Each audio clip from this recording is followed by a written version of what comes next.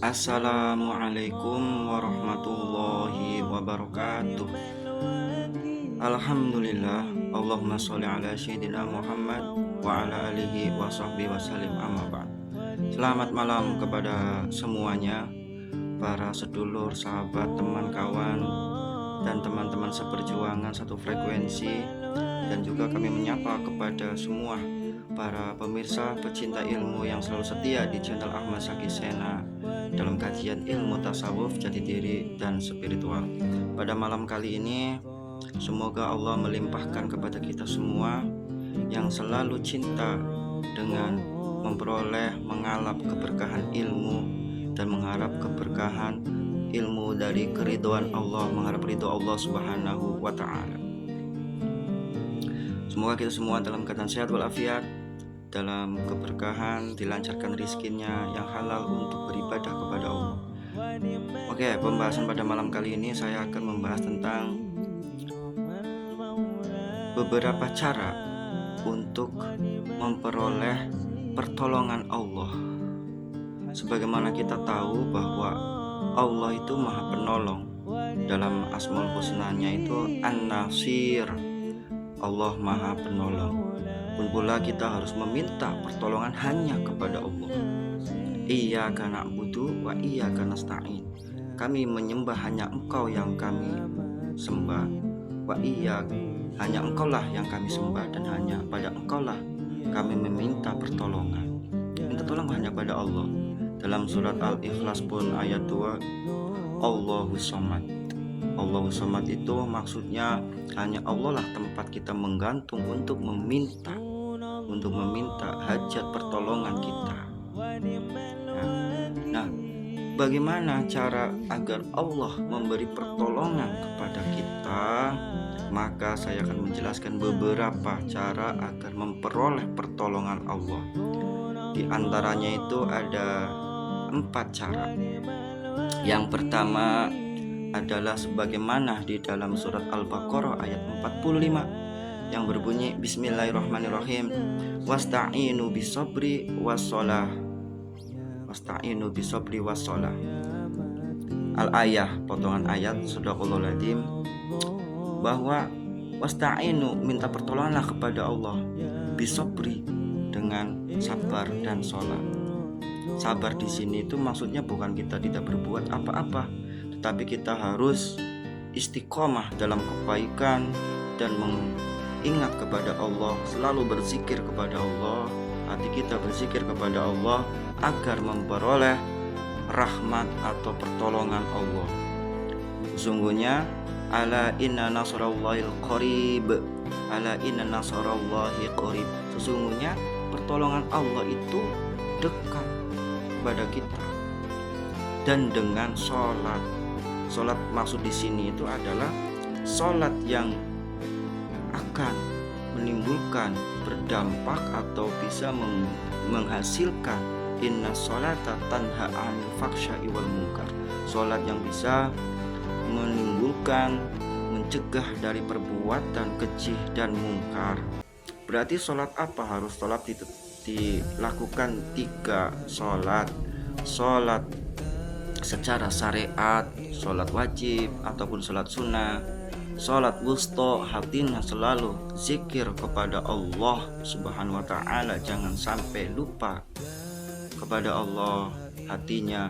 Dan sholat daim itu sebelum sholat, pada saat sholat, ataupun sesudah sholat kita harus sholat daim. Sholat daim itu adalah sholat yang dimana kita selalu dalam segala kebaikan, dan kebaikan itu hanya mengharap rahmat ridho Allah dan dalam pandangan yang hak, yang yakin dalam memandang beribadatannya kepada Allah.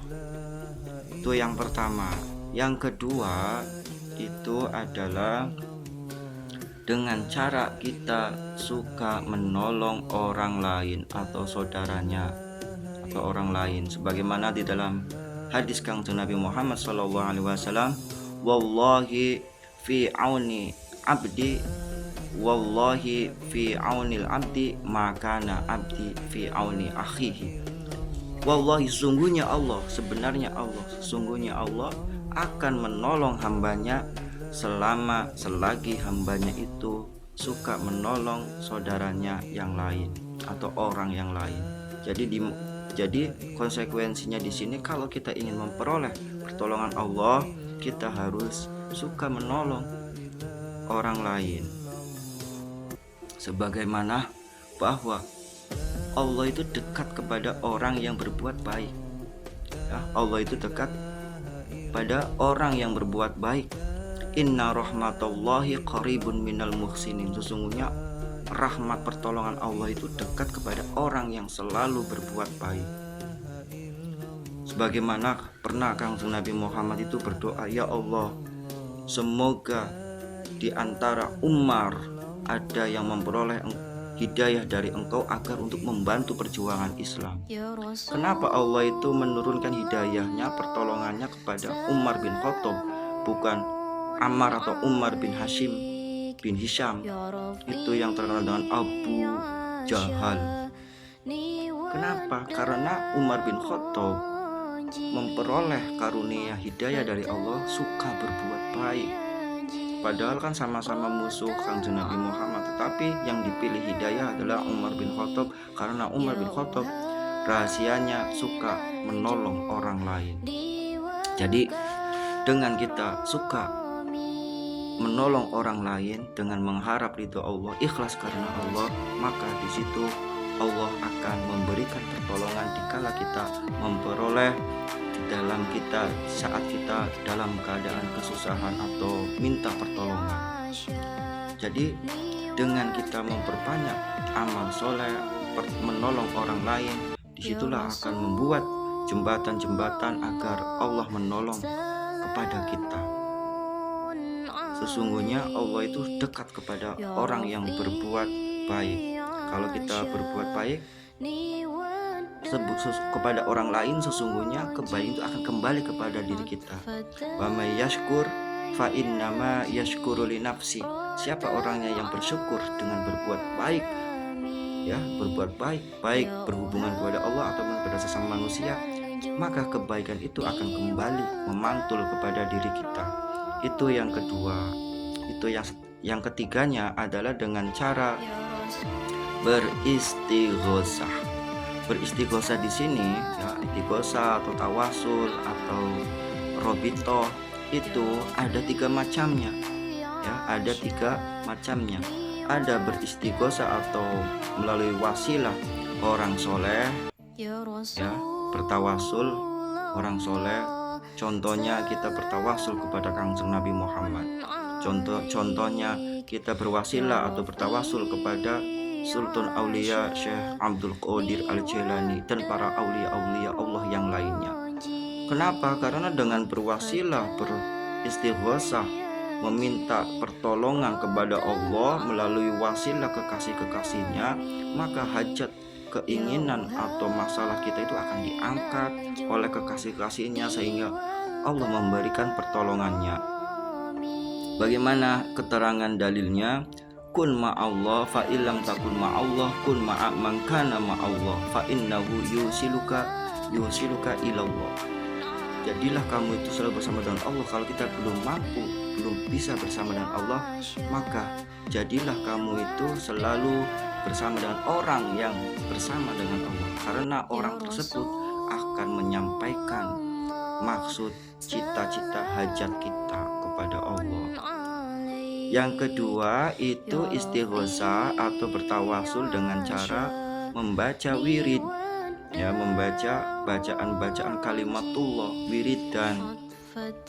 Contohnya dengan membaca ayat Al-Quran, agar Allah menjadikan ayat Al-Quran itu wasilah agar Allah itu menurunkan pertolongannya kepada kita. Contohnya lagi bacaan kalimat hasbunallah wa ni'mal wakil. Hanya kepada Allah lah cukup yang akan memberikan pertolongan atau perlindungan kepada kita. Atau ni'mal maula wa ni'man nasir, cukuplah Allah yang akan menolong kita karena Allah lah maha penolong. Itu. Terus selanjutnya beristighosah dengan cara amal soleh. ya, bisa bertawasul atau beristighosa, minta pada Allah dengan wasilah. Jadi istighosa itu meminta kepada Allah dengan wasilah tawasul. Tawasulnya dengan amal soleh kita. Tapi dengan amal soleh catatannya mengharap ridho Allah, sebagaimana pernah kejadiannya dikisahkan. Ada suatu ketika itu yang bercerita itu Kanjeng Nabi Muhammad SAW bercerita, ada suatu ketika 3 pemuda itu terjebak di dalam gua, dan gua itu tertutup oleh batu yang sangat besar, tidak bisa keluar, tidak ada celah untuk keluar. Maka 3 pemuda itu berwasilah dengan amal soleh yang mereka pernah lakukan. Pemuda satu berwasilahnya itu dengan amal soleh, ya Allah, dulu saya itu suka menolong orang tua saya, suka membantu orang tua saya, suka memberi makan, memerah susu, memberikan perhatian kebutuhannya untuk orang tua saya yang sudah lanjut usia.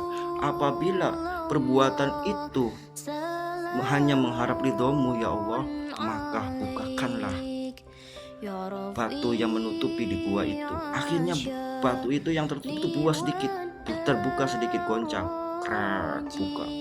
Nah, pemuda yang keduanya itu berwasilah lagi dengan amal solehnya, ya Allah, dulu saya pernah mengalami suatu kejadian akan terjerumus oleh dosa perbuatan zina. Nah, pada suatu ketika setelah saya mau melakukan perbuatan itu, wanita itu berkata kepada saya, apakah engkau tidak takut kepada Allah? Maka dengan saat itu bergetarlah hati saya, goncanglah hati saya, dan saya tidak melakukan perbuatan itu, dan saya bisa memberikan uang kepada wanita itu dengan meninggalkan wanita itu sehingga tidak terjadi perbuatan dosa. Ya Allah, apabila perbuatan itu yang saya memberikan uang pada wanita itu dan saya tidak melakukan perbuatan zina atau dosa itu, saya hanya mengharap Allah, ridho Allah, maka terbukakanlah batu yang menutupi di gua itu, sehingga batu itu terbuka nambah lebar, tapi belum bisa untuk keluar. Nah, pemuda yang satunya lagi berwasilah lagi kepada Allah, ya Allah, dulu saya itu punya karyawan yang saya gaji dalam bekerjanya mereka, tetapi ada satu karyawan gajinya itu tidak semuanya saya berikan, hanya sedikit saja yang saya berikan, tapi gaji yang sisanya itu saya kelola, saya putar untuk usaha ternak, usaha kebun, sehingga dari usahanya tersebut itu menjadi banyak, sehingga karyawan itu bertanya kepada saya, wahai tuan, mana gaji sisa saya? Saya pertunjukkan, inilah punya kamu, ada kambing, ada sapi, ada kebun. Yang benar tuan, apakah itu milik saya? Iya, itu gaji kamu yang saya pegang untuk saya kelola dan akan saya janji untuk diberikan kepada kamu. Ya Allah, apabila perbuatan yang saya lakukan itu hanya mengharap ridhomu, ya Allah, bukakanlah pintunya. Ya, batu itu terbuka lebar sampai hancur, batu itu lebur, sehingga pemuda 3 orang yang terjebak dalam gua itu bisa keluar dengan selamat. Jadi cara mendapat pertolongan Allah bisa dengan berbuat istighosa atau bertawasul kepada orang soleh, dengan bacaan wirid, dengan amal-amal soleh yang kita lakukan. Yang keempat, agar kita memperoleh diturunkan pertolongan Allah, yang keempat adalah menjaga hati kita dari kekotoran, dari perbuatan maksiat, dari sesuatu yang menimbulkan dosa. Nah, itu. Jadi hubungannya itu, apakah hubungan perbuatan dosa kepada Allah, apakah hubungan itu dosa kepada sesama manusia atau sesama makhluk? Kalau itu dijaga dengan selamat, sebagaimana dalam ayat Al-Quran, duribat alaihumudz zillatu ainama fuqifu illa bihablim minallah wa hablim minan nas. Sungguh akan tertimpa suatu kebinasaan, kesengsaraan, kehinaan bagi mereka kecuali orang yang bisa menjalin hubungannya kepada Allah, bisa menjalin hubungan yang baik kepada sesama manusia. Jadi agar jangan sampai hati kita terjerumus oleh maksiat dosa, maka dengan kebersihan jiwa akan menurunkan pertolongan dari Allah. Sesungguhnya pertolongan Allah itu dekat. Ala inna nasrallahi qarib. Sesungguhnya pertolongan Allah itu dekat. Dan yang Selanjutnya, semuanya itu dilakukan dengan keyakinan Allah Maha Penolong. Semoga ada manfaatnya dari pembahasan cara memperoleh pertolongan dari Allah. Kurang lebihnya mohon maaf. Semoga ada manfaatnya. Wassalamualaikum warahmatullahi wabarakatuh.